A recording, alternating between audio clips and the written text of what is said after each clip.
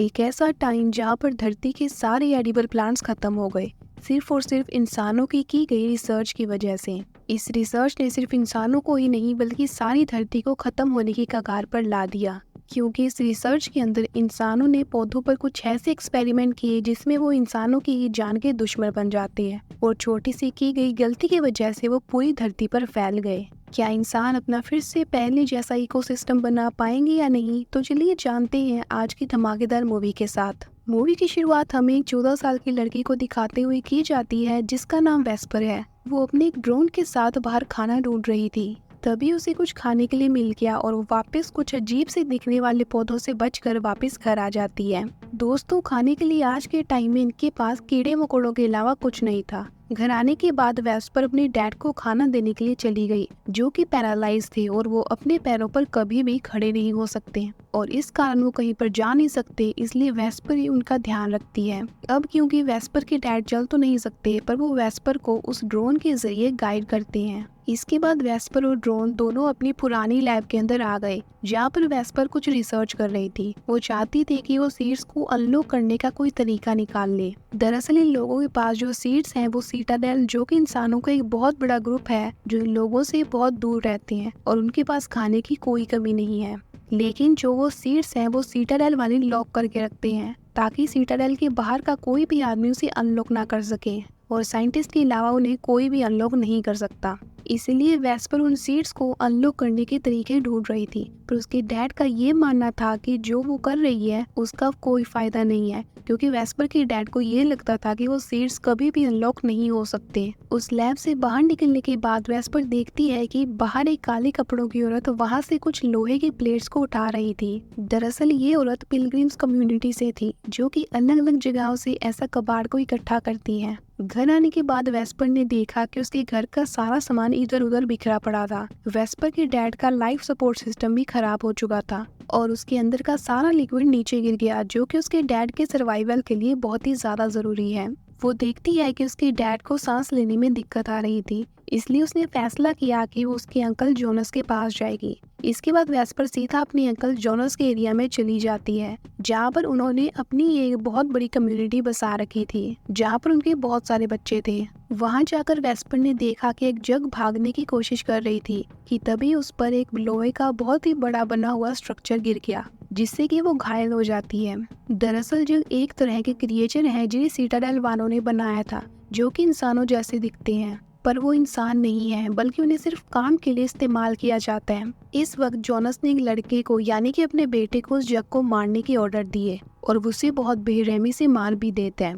Jonas एक अच्छा आदमी नहीं है, उसने वहाँ पर अपने बहुत सारे बच्चे पैदा कर रखे हैं जिससे कि वो उनमें से ब्लड निकालकर सीटाडेल को सप्लाई करता है और उसके वेस्पर को लेकर भी काफी गंदे इरादे थे। यहाँ पर वेस्पर भी खुद का खून जोनस को देने आई थी ताकि वो उससे कुछ वो लिक्विड ले सके, जो कि वो अपने डैड के लाइफ सपोर्टिंग सिस्टम में डालकर उसे फिर से शुरू कर दे। लेकिन जोनस उसे इस बार वो लिक्विड नहीं देता और कहता है कि 2 दिन बाद आना। लेकिन इसी बीच उन दोनों में लड़ाई हो जाती है और जोनस ने वेस्पर को वहाँ से बाहर निकाल दिया। इसके बाद वेस्पर फैसला करती है कि वो छुप कर उस लिक्विड को चुराएगी, इसलिए वो एक दूसरे रास्ते के जरिए जोनस के एरिया में एंटर हो जाती है। थोड़ा आगे जाने पर वेस्पर ने देखा कि वो सिर्फ बच्चों का खून ही नहीं बल्कि उस जग का खून निकाल कर भी बेचने वाले थे। यहाँ पर वेस्पर उस कमरे तक पहुँच जाती है जहाँ पर वो सारा लिक्विड रखा हुआ था। उसने वो लिक्विड जल्दी से अपने पास रखे एक बोतल में डाल लिया, लेकिन जैसे ही वो वहाँ से बाहर जाने लगी उसने देखा कि जोनस ने कुछ पौधे वहीं पर उगा रखे थे,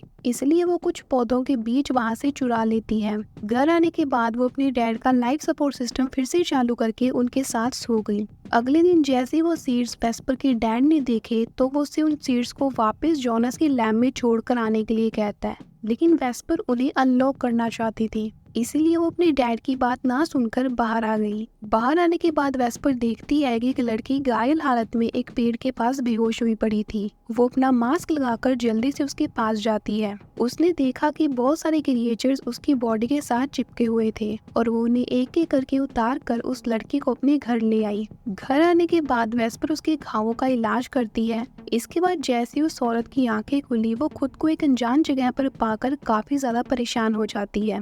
उधर वेस्पर अपने डैड की मशीन को ठीक कर ही रही थी कि तभी ड्रोन के जरिए वो बोलते हैं कि तुम्हें उसे वापस वहीं पर छोड़ आना चाहिए, ये तुम्हें सिटाडेल लेकर नहीं जाएगी। उन दोनों में इन्हीं बातों को लेकर बहस हो रही थी, जो कि वो औरत भी सुन लेती है और उसने अपने पास सेफ्टी के लिए एक चाकू रख लिया। लेकिन इतने में ही उसके चीखने की आवाज वेस्पर को सुनाई दी और वो भागकर उस औरत के पास चली जाती है। वहां आने के बाद उस औरत ने वेस्पर को अपना नाम कैमेलिया बताया। वो कहती है कि तुम्हें मेरे साथ वाले आदमी को ढूंढना होगा, क्योंकि वो मेरे डैड हैं और वो घायल होंगे। वेस्पर उसकी मदद करने के लिए मान गई, लेकिन उसके डैड ऐसा करने से मना करते हैं, लेकिन वो उनकी बात नहीं मानती। रात में वेस्पर कैमेलिया को खाने के लिए देती है। कैमेलिया उसे दिलासा देती है कि वो उसे भी सिटाडेल लेकर जरूर जाएगी। जैसे ही वेस्पर ने अपने डैड को ये सब बताने के लिए पीछे देखा, तो वो देखती है कि उसके डैड की कंडीशन बहुत ही ज्यादा खराब हो गई थी। इसलिए कैमेलिया अपनी पावर्स के जरिए उसे बेहोश कर देती है। अगले दिन वेस्पर अपनी ड्रोन के साथ कैमेलिया के डैड को ढूंढने चली गई।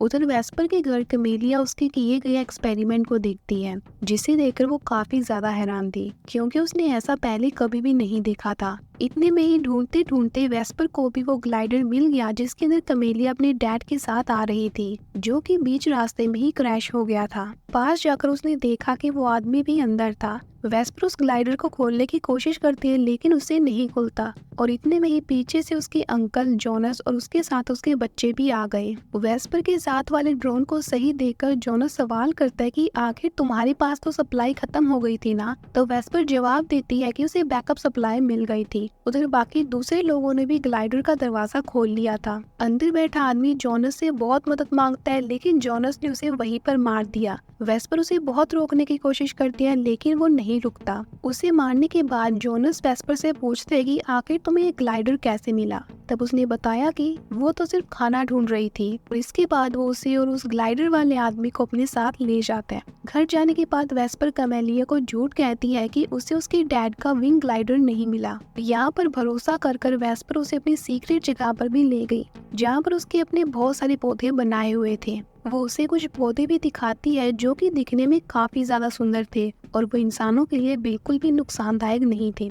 लेकिन उसके पास कुछ ऐसे प्लांट्स भी थे जो कि इंसानों के लिए काफी ज्यादा खतरनाक थे। घर आने के बाद कैमेलिया वेस्पर से उसकी मॉम के बारे में पूछती है। तब उसने बताया कि उसकी मॉम एक दिन उस पिलग्रिम्स की कम्युनिटी के साथ रहने चली गई और उसके बाद मैंने उन्हें कभी नहीं देखा। इसके बाद वेस्पर कैमेलिया की मॉम के बारे में पूछती है। उस पर उसने बताया कि मैंने तो अपनी मॉम को कभी देखा ही नहीं। दूसरे रूम में जाकर वेस्पर उसे एक बुक दिखाती है, जिसमें कि बहुत सारे जानवरों की तस्वीरें थी, जो कि उसने आज से पहले कभी नहीं देखे थे, लेकिन कैमेलिया उनके बारे में जानती थी। वो उन सब की उसे आवाज निकाल कर दिखाती है और दोनों इस वक्त तक एक दूसरे के साथ काफी ज्यादा घुल मिल भी गए थे।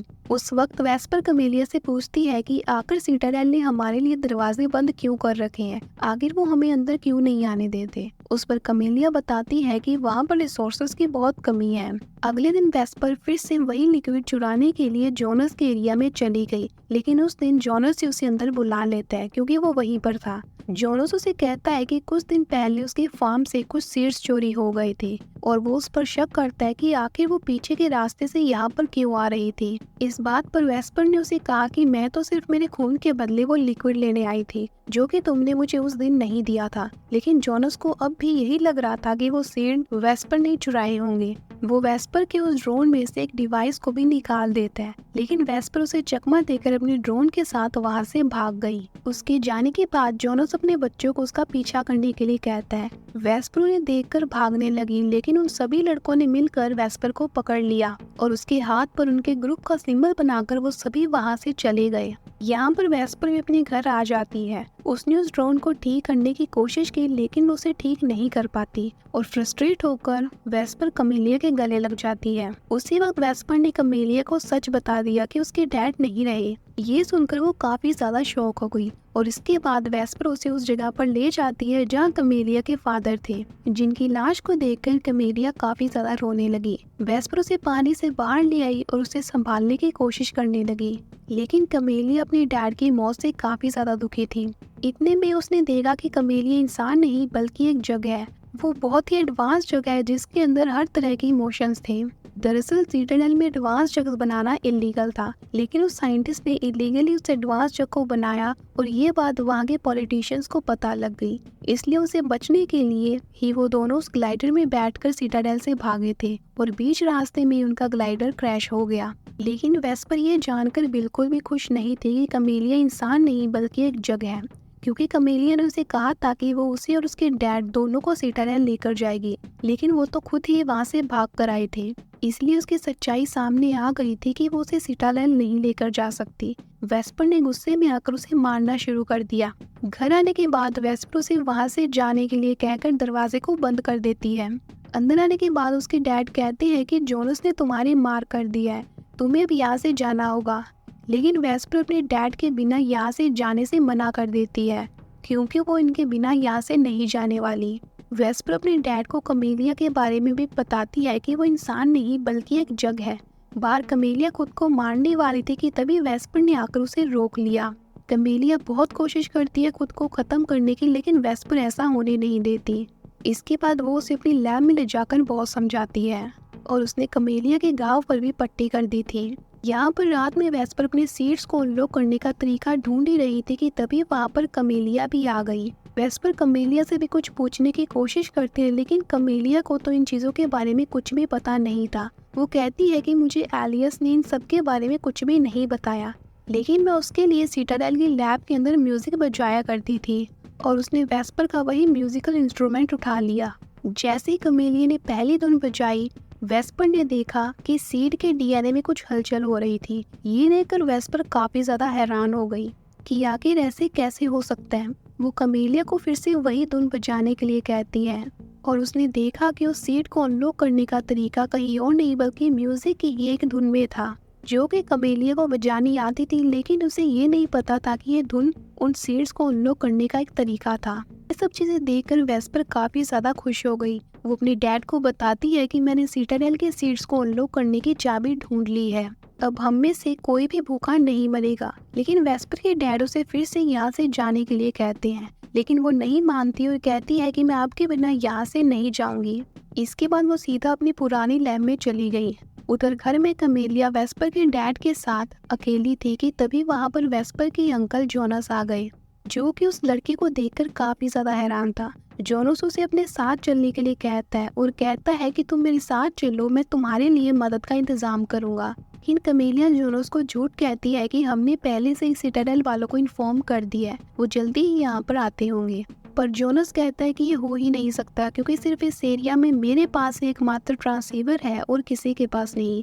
जोनस ये कहते कहते वेस्पर के डैड को मारने वाला था कि तभी कमेलिया उसके साथ जाने के लिए तैयार हो जाती है। लेकिन जाते वक्त उसे कमेलिया पर शक हो गया और वो उसे चेक करता है तो उसने देखा कि वो तो एक जग थी। कमेलिया उसे अपने झांसे में लेकर बेहोश करने की कोशिश करती है कि तभी जोनस समझ गया कि ये उसकी कोई चाल होगी और इतने में ही पीछे से वहाँ पर वेस्पर भी आ जाती है और वो जोनस पर हमला कर देती है। उन तीनों में लड़ाई होना शुरू हो गई। शुरुआत में तो जोनस उन पर भारी पड़ रहा था, लेकिन थोड़ी देर में कमेलिया और वेस्पर उसे काबू कर लेती हैं। कमेलिया ने तो उसके हाथ पर एक चाकू ही घुसा डाला। इसके बाद वेस्पर जोनस के साथ एक डील करती है, जिसमें उसने जोनस को बताया कि उसे सीड्स को कैसे अनलॉक करना है इसके बारे में पता है और हम आज के बाद कभी भी भूखे नहीं मरेंगे। ये सुनकर जोनस सीधा अपने घर की तरफ जाने लगा और सीधा जाकर अपने ट्रांसीवर के जरिए सिटाडेल वालों को बता देता है कि जिस जग को तुम ढूंढ रहे हो वो और कहीं नहीं बल्कि यहीं पर है। दूसरी तरफ वेस्पर अपने घर पर उन सीड्स को सच में अनलॉक कर लेती है, पर इतने में उस ड्रोन ने देखा कि एक रोशनी जैसी चीज उनके घर की ओर तेजी से बढ़ रही थी। ड्रोन उन्हें विंडो से दूर रहने के लिए कहता है। जैसे वो चीज उनके घर आई, उन्होंने देखा कि वो तो एक लिक्विड जैसी कोई चीज थी और वो तेजी से उनकी तरफ बढ़ रही थी। कमेलिया और वेस्पर दोनों एक बेंच पर चढ़ गए। बस वो लिक्विड उन तक पहुंचने वाला था कि तभी इतने में वो रुक गया। वो ड्रोन उन्हें अपने नाक को ढकने के लिए कहता है ताकि वो उससे निकलने वाली पॉइजनस गैस से बच सके और उन दोनों ने ठीक ऐसा ही किया। इसके बाद वेस्पर के डैड फिर से उसे यहाँ से जाने के लिए कहते हैं, क्योंकि सिटाडेल की आर्मी यहाँ पर कभी भी आती होगी, लेकिन वो इस बार भी मना कर रही थी। लेकिन वेस्पर के डैड उसे दिलासा देते हैं कि मैंने सिटाडेल की आर्मी के साथ काम किया है मैं उन्हें बोल दूंगा कि यहाँ पर कोई भी नहीं है और वो मुझे कुछ नहीं कहेंगे और उनके जाने के बाद तुम दोनों वापिस आ जाना। ये सुनकर वेस्पर जाने के लिए मान गई। बाहर आकर वो अपने ड्रोन के जरिए कमेलिया से कहता है कि वो मेरी बेटी का ध्यान रखे। अब यहाँ पर जंगल से होते हुए सिटाडेल की आर्मी भी उनके घर की ओर बढ़ रही थी। सबसे पहले वो आर्मी जोनस के घर चली जाती है। जैसे ही वो बाहर निकला, सिटाडेल वालों ने उसे शूट कर दिया। इसके बाद हमें वेस्पर के घर का सीन दिखाया जाता है, जहाँ पर भी सिटाडेल की आर्मी आ गई, लेकिन वेस्पर के डैड ने अपने साथ उन सभी सोल्जर्स को ब्लास्ट कर लिया। ये सब वेस्पर भी देख रही थी। वो भागकर अपने डैड के पास जाने की कोशिश करती है, लेकिन कमेलिया ने उसे रोक लिया। जैसे उन्होंने देखा कि सोल्जर्स उनकी तरफ आ रहे हैं, उन्होंने भागना शुरू कर दिया। उन्होंने देखा कि वो 2 सोल्जर्स हैं जो कि लगातार उनका पीछा करते आ रहे थे। भागते भागते वो दोनों एक ऐसी जगह पर आ गए जहाँ के प्लांट्स बहुत ही ज्यादा खतरनाक थे, इसलिए वेस्पर उन्हें बिना छुए वहाँ से निकलने के लिए कहती है और वो दोनों सही सलामत वहाँ से निकल गई। दूसरी तरफ जैसे ही पहला सोल्जर आया, वो उन प्लांट से टच हो गया, जिससे कि उन प्लांट से निकलने वाली एक अजीब सी चीज ने उसे वहीं पर मार दिया। लेकिन दूसरा सोल्जर उसे देखकर सही से वहां से बाहर निकल जाता है। वो दोनों से बचने के लिए उस घास में छुप गई, लेकिन एक जगह पर आकर एक अजीब से दिखने वाले पौधे ने शोर कर दिया, जिससे कि उन दोनों को सोल्जर ने देख लिया। वो दोनों सोल्जर से लड़ना शुरू कर देती है। मौका देकर वेस्पर ने उस सोल्जर की गन उठा ली और पीछे से कमेलिया ने आकर उसके पैर पर चाकू से हमला कर दिया और वो उसे घायल कर देती है। वेस्पर ने उसकी गन को उसी घास में डालकर उस सोल्जर को वहीं पर मरवा दिया और उन दोनों की उन सोल्जर से जान छूट गई। रास्ते में जाते वक्त कमेलिया ने फील किया कि सोल्जर्स उसे लिए बिना यहाँ से नहीं जाएंगे। इस वजह से वो वेस्पर को उसके बिना ही यहाँ से जाने के लिए कहती है, लेकिन वेस्पर उसकी बात नहीं मानती और वो कहती है कि वो तुम्हारे बिना कहीं नहीं जाएगी। उसकी जिद के पीछे कमेलिया को उसे बेहोश करना पड़ा। इसके बाद वो सीधा वेस्पर की उसी जगह पर आ गई जहाँ पर उसने अपने अलग अलग पौधे लगाए हुए थे। पर इतने में ही वहाँ पर एक सोल्जर आकर कमेलिया को वहाँ से ले गया। कमेलिया जाना तो नहीं चाहती, पर उसे जाना होगा, क्योंकि अगर वो नहीं गई तो ये सोल्जर बाकी के बचे हुए लोगों को भी मार देंगे। अगले दिन बेहोशी से उठने के बाद वेस्पर ने खुद को अकेला पाया। वेस्पर सीधा अपने घर गई, जहाँ पर उसने देखा कि सब कुछ तबाह हो चुका था, लेकिन वो जाने से पहले वहाँ पर कुछ वही अनलॉक किए हुए बीज लगा देती है। इतने में उसने देखा कि जोनस के कुछ बच्चे बचकर उसके पास आ गए, लेकिन वेस्पर उन्हें अपने साथ ले जाने से बिल्कुल मना नहीं करती। वो उन्हें अपने साथ लेकर साउथ की तरफ अपना सफर शुरू कर देती है। काफी चलने के बाद वो सभी उन पिलग्रिम्स की कम्युनिटी की एरिया तक पहुंच गए, जहां पर वो सभी कबाड़ इकट्ठा कर रही थी। उनके बीच से होते हुए वो सभी उस जगह पर पहुंच गए जहां पर पिलग्रिम्स वालों ने कबाड़ से बहुत ही बड़ा स्ट्रक्चर बना रखा था। वेस्पर बिना कुछ सोचे समझे उस स्ट्रक्चर पर चढ़ना शुरू कर देती है। ऊपर जाने के बाद उसने देखा कि उसके चारों ओर वो भयानक जंगल ही नजर आ रहा था और कुछ दूर वही सिटाडेल सोसाइटी थी, जो कि चारों ओर से बड़ी बड़ी ग्लासेस से कवर थी। इतने में वेस्पर अपनी जेब से निकाल कर उन अनलॉक हुए सीड्स को हवा में उड़ा देती है, जिससे कि वो सभी हवा के जरिए अलग अलग जगह पर फैल कर एक नए युग की शुरुआत कर सके। इसी के साथ ये मूवी यहीं पर खत्म हो जाती है। आपको ये मूवी कैसी लगी कमेंट करके जरूर बताइएगा, और ऐसी और मूवीज देखने के लिए इस कैप्सूल एक्सप्लेनर चैनल को सब्सक्राइब कर लीजिए। तो चलिए मिलती है किसी और धमाकेदार मूवी के साथ।